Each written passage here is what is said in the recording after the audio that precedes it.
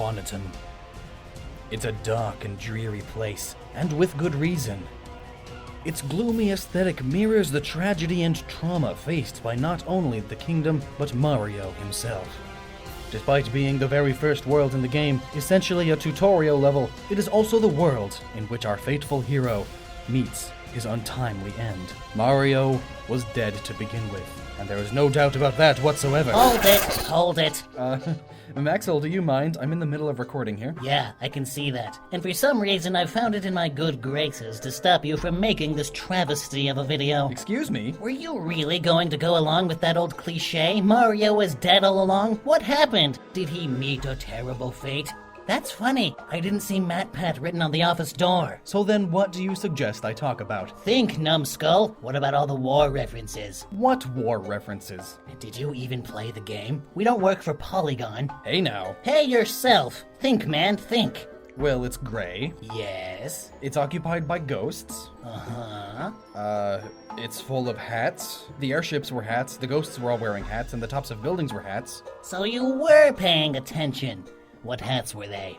Top hats? The kind of hat you would stereotypically associate with what city? London, I guess? There you go. Seems like using this noggin does help. There was an air raid by Bowser's forces and... Oh dear. You're welcome. Think you can do the rest without me? Mario made a reference to the Blitz! Luxton? Oh, this is horrible! Nintendo, why?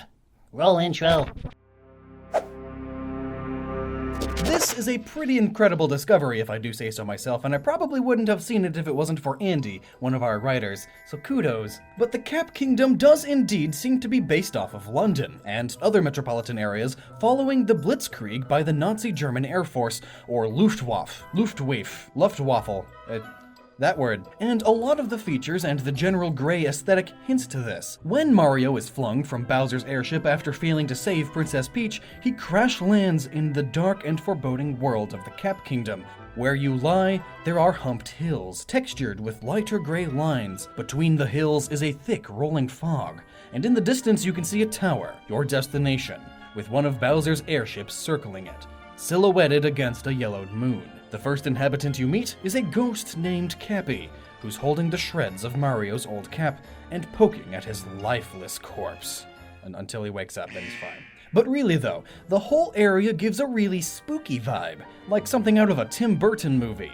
Yeah, those ones. Nonetheless, you are the hero of this story, Mario, so you travel onwards, unfaltering, as only a determined plumber could be. You cross a bridge and meet more inhabitants before entering through wrought iron gates into a main area. Here you discover that the Cap Kingdom has become victim to an air raid by Bowser's fleet, destroying the kingdom's airships, leaving Mario's only means of giving chase up in the sky in the form of one of Bowser's own airships. However, if you stick around to explore, the astute might start to notice some uncanny parallels with the 1930s and 1940s. Let's begin with the theme of this land: hats. The inhabitants of the Cap Kingdom are friendly Boo-like beings that, depending on their gender, are wearing one of two hats: a top hat for the lads and a cloche for the ladettes. Let's start with the female Bonnetons. The cloche is a fitted hat with a wider brim, traditionally made from felt, and it is bell-shaped, hence the name. Cloche is French for bell. The hat was first invented in 1908, but came into vogue in the 1920s with the rise of Art Deco design, and a number of famous wearers such as Joan Crawford and Josephine Baker helped cause it to boom in popularity. And so, this hat remained very popular through the 30s and throughout World War II. This particular style of hat was so popular, it would go on to influence other fashion and hairstyles, resulting in the Ettenkrop, a short hairstyle for women similar to today's pixie cut. While more flamboyant hats of this style would be decorated with flashy embellishments such as flowers, beads, and ribbons, the traditional appearance was a simple felt hat with a band dividing the brim from the fitted section of the hat, sometimes with a single bow on the side. The hats worn by the female Bonnetons are without a doubt this cloche-style hat. Now, the cloche hat did become popular once again in the 60s and has remained somewhat popular until today, though the production of these hats is very different today, and they are more commonly made from materials not available at the time, and are more modernly decorated. Nonetheless, this hat alone isn't sufficient to date the era in which Bonneton is mimicking. So let's take a look at the male Bonnetons. Historically, London has been very famous for its gentlemen's hats. London has been home to many famous hatters throughout the ages. In fact, the oldest modern hatter is located in London, established in the mid-1600s. In 1662, the road that leads to St. Peter's Palace in London started to see storefronts built on either side. And over the next few decades, St. James's Street would grow and become a fashionable commercial thoroughfare for the upper class, with important customers from some of England's most important families in society. This popularity grants many independent craftsmen an opportunity to have their wares seen by London's well-to-do. One such entrepreneur was hatter Robert Davis, who opened his doors on St. James Street in 1676, and his store would eventually become James Lock & Company Limited. And some of their highest-selling premier products?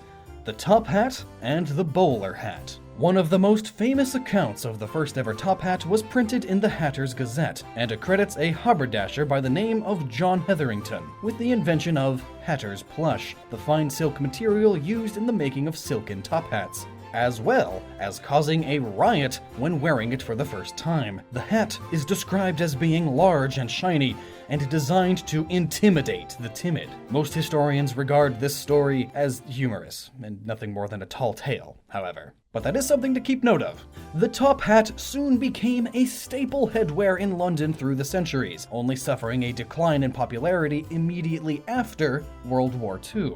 But it's not just the Bonneton people that hold a connection to hats. The buildings, lamps, and airships are all also shaped like top hats. The focal point of this area, imaginatively named Hat Tower, which we'll talk in more detail about later, allows you to run around the rim of the hat that makes up the top floors of the tower. The texture of this surface suggests that the tower's hat adornment is indeed made of felt. And looking out to the distant buildings, many of them are also wearing hats, so we can assume that they too are actually felt hats. However, it's the airships that are the most interesting. They are clearly silk hats, such as the one described in the Hetherington story. A large hat coated in hatter's plush, and being as these are airships, they most certainly would be designed to intimidate. We know that they are indeed silk hats too, because the damage on the airships are tears and burns in their silk coating, revealing the metal structure underneath. The hats do an excellent job at starting to identify the location and the era that the Cap Kingdom is meant to be mimicking. But there's more to it than simply hats. In fact, there is the entire aesthetic.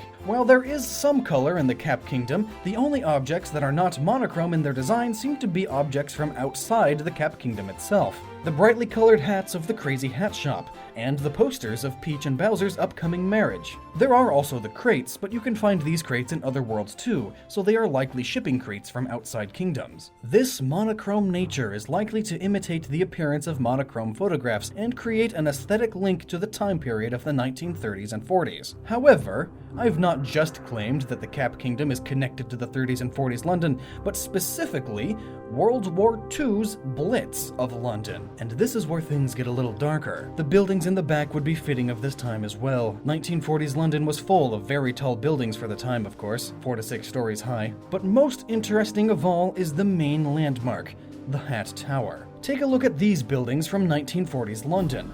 Tall, cylindrical white towers, perfect for placing a hat on. These were the St. James and Pall Mall electric light companies, and here's one in Battersea. They powered and lit the streets of London. In fact, all electric companies at the time had these very large, tall white towers. And interestingly, at this point, Mario doesn't have his airship.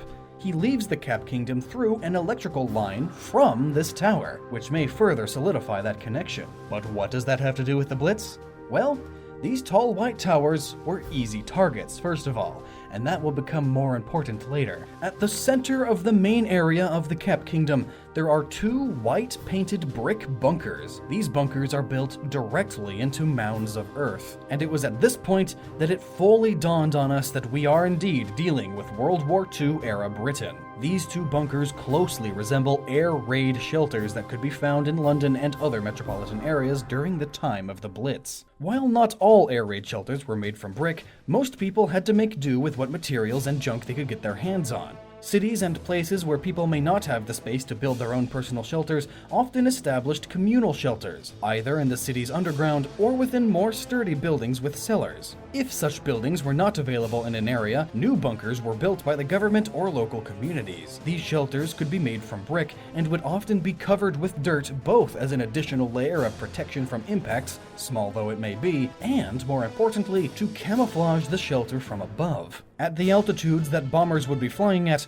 a dirt or grass-covered shelter would be barely noticeable, while, say, a tin or stone roof would definitely be more noticeable. You might as well paint it neon orange at that point. Communal shelters often had their front faces painted white, or shelters built for the occasion might have been built from white bricks. White lines were also painted on the walls of surrounding buildings to guide people to the shelters. The reason for this is because the German air raids were conducted at night, when it was the most difficult for British anti-aircraft guns to see and shoot down the bombers. Even with the lights out, the bright white lines and front faces of the bomb shelters were clearly visible to those fleeing their homes on the ground. But being on the sides of buildings rather than, say, on the road, they would not be spotted by the bombers overhead. All of the walls in the Cap Kingdom are painted white, and on most walls you can also find secret hidey holes. And there's even one area directly to the right as you pass through the main gates that is very similar looking to an air raid shelter built into a cellar. And plus, all of these buildings topped with black top hats means that from above it looks like a bunch of black top hats. The brims of these hats would block the vision of the bombers even more so too. And speaking of nightly air raids, the lighting of the Cap Kingdom fits too. When you first arrive in the Cap Kingdom, there are a number of lamps scattered around the map. Some are tall streetlights, others are ground level lamps, and each of the airships also have lamps on them. These are used as target practice for Mario to throw his new hat power, and when I think about what I just said, it kinda makes me queasy. As said, the German air raids often came at night, and as such, they weren't looking for specific buildings, but light sources. Electric lights, gas lights, street lights, etc. These would show up clearly from any altitude, and that is what the Germans would use to establish their target. In response to this, households were told to put up thick blackout curtains in their homes, and streetlights were turned off early if they were ever lit at all. When you first arrive in Bonneton, all the lamps are out, and if you take a look at the airship windows, they appear to have blackout curtains. And when you look out from the Bonneton Island across the fog to the skybox, you can see that all of the tall buildings in the distance also have blacked out windows. However, if you come back afterwards, after all of the repairs are completed, the lights are all on again, even in the background. That is one fine detail, Nintendo. Nice! But right now, at the beginning, you are essentially standing in the epicenter of the disaster, and all around you, you can see the lucky buildings still standing, just like so many photos taken from the time. Even the fog may have something to do here. Beyond giving off the ghostly aesthetic of the world, it's not a good idea to get too close to the edge of Bonneton, unless you happen to possess, capture a hopeless Paragoomba, because the fog is a deadly one-way trip down. That is, of course, assuming it is just fog. Bonneton seems to be an island in the middle of a large river, or perhaps a distant island from the sea, which England is very, very full of. This could appear to be some low-level covering mist, but given the rest of the stage and its references to World War II, it could be something far more nefarious. Gas. To be clear, there were never any poison gas attacks on Great Britain during World War II, but it was an ever-present fear that the next shell heading your way could be filled with some unknown toxin. With Germany's use of chemical weapons on the front lines of World War I, the British government weren't taking any chances that those weapons would be used via a longer-ranged delivery system, such as rockets and air raids. To that end, British citizens were issued gas masks. Whether it's supposed to represent some terrible chemical cloud, suffocating smoke from a large fire, or just pea soup thick fog, all of those are images that one might imagine over London. And finally, with all of that in mind, let's take one more look at the inhabitants of the Cap Kingdom. They are all ghosts. They're all dead. In the single year between the summer of 1940 and 1941, the Blitzkrieg would take the lives of an estimated 40 to 43,000 civilians. And that's along with somewhere between 46 to 139,000 injuries. Some minor, but most life-changing. All from cowardly attacks on civilian population centers, including London, Cardiff, Birmingham, Manchester, Belfast,